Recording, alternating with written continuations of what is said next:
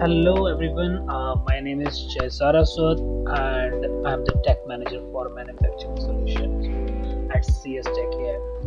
Welcome to our Autodesk Inventor Automation series. In this video, I will be showcasing how to initiate and the creation and management of iLogic forms. Basically, it is a very powerful feature that helps to streamline workflows and enhance the user interaction within the inventor. So let's begin the video. So in the iLogic tab, you have some tabs like rules, where you can write the iLogic codes to apply rule-based automation. Next is form, where you can create a form with model parameters to modify or configure your design. And the other tabs like global form and external rules we will discuss in the automation webinar part 2. Okay. So if you want to start creating forms, I have created some parameters.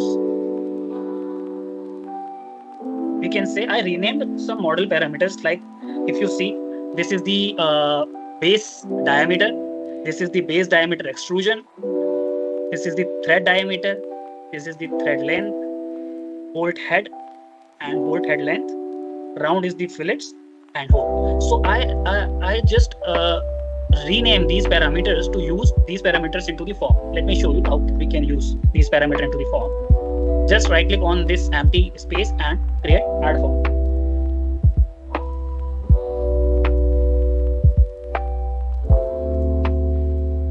So one window will appear, and on the left side you can see the parameter window. Right now we can only show the renamed parameter, but if you click on this filter and choose all parameters, it will show the all parameters. Again, I click on the renamed parameters. So on the bottom area, we can see the properties of the particular parameter, and on the bottom left side, we can see the toolbox organizer, which will be used to organize our parameters into the form. Okay, so on the right side we can see the preview of the form. So what we need to do, just we need to drag and drop these parameters into this space. It will create a form. You can see on the preview. Okay, so first we have to change this form name. So just click on the form, and you can change the form name from here directly, or you can also change the form name in the property window. Like I can say this form is for bolt customization. So you can see the form name has been changed. Okay, so now I can also play with the visual style. Like right now it is the default one, but there is a lot of option available in this drop down palette. So if I select Office 2010 blue, so you can see in the preview the visual style has been changed. Okay, so I'm just setting on default. Model settings. Actually, to manipulate with the part while activating the form, you need to change this setting as false. So these settings will allow you to manipulate the model environment while using form. For an example, if I make this setting false, then we can operate any function we want while form is activated. So let me show you. This setting is set to false, and if I activate the form, we can do any changes in the model. We can activate any command from the inventor window. Okay, and if I set these settings to true,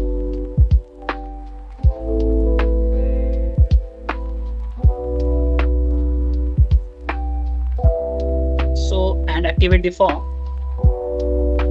So basically, if you choose true, we cannot manipulate any other feature except this form. We also have some settings, behavioral setting, which is predefined button. So by this setting, we can manipulate the form behavior. Right now, it is showing done button on the form and done option in the predefined buttons. So if I select OK, close and cancel, apply, close and cancel. So when we do any changes in the model, so first we have to apply for the update, then we can close the form. And if I select none, so if you want to change any model, so without delay it will update it. Okay, so let me show you one example. I'm just hitting on OK, cancel and apply. Done.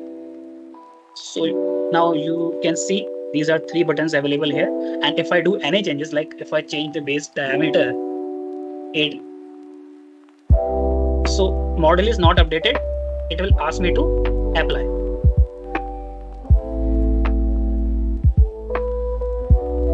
Okay, now it is updated. Now we can close the form.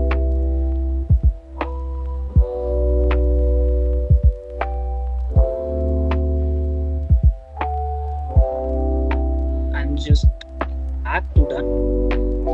So another setting is show on the place component. Basically, yes, this is the very important setting, because if you set this on, if you set this true, you can say.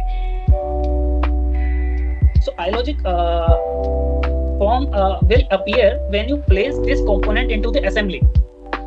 So let me show how this setting works. So I'm just make the setting true.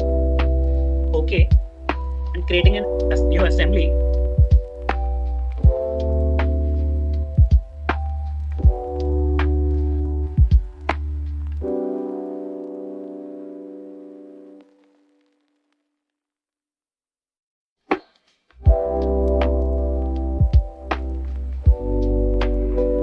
And hitting on the place.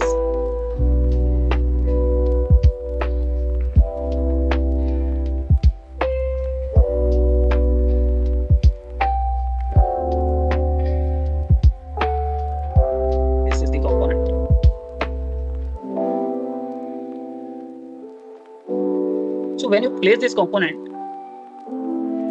iLogic form will automatically appear to modify this component. For an example, if I want this component, base diameter 120, so it will automatically modify to 120.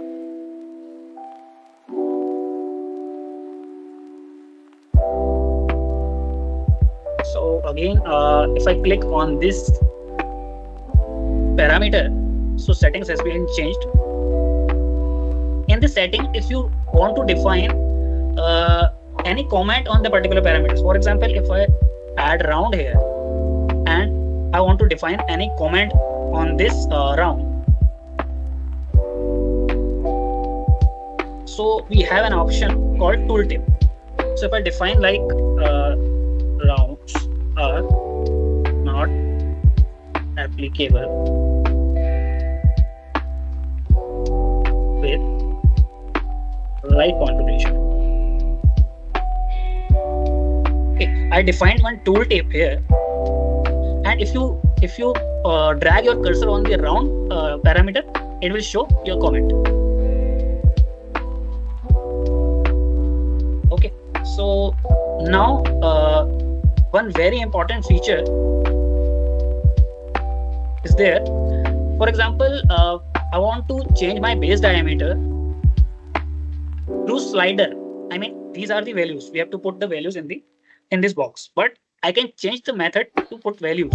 So we have options in the behavior text box. So I just need to change that behavior to slider. So you can see one slider is available on the preview, and you can also change the value for this slider. We can say maximum value, minimum value, and the step size. We can say transition step size. Okay, when I expand this option, so minimum value is 50. I can say maximum value is 150, and transition step size 5. Okay, now I'm hitting OK. So if I start form, you can see our model is updated when I slide this option. And the transition step size is 5 mm. Minimum value is 50 and the maximum value is 150.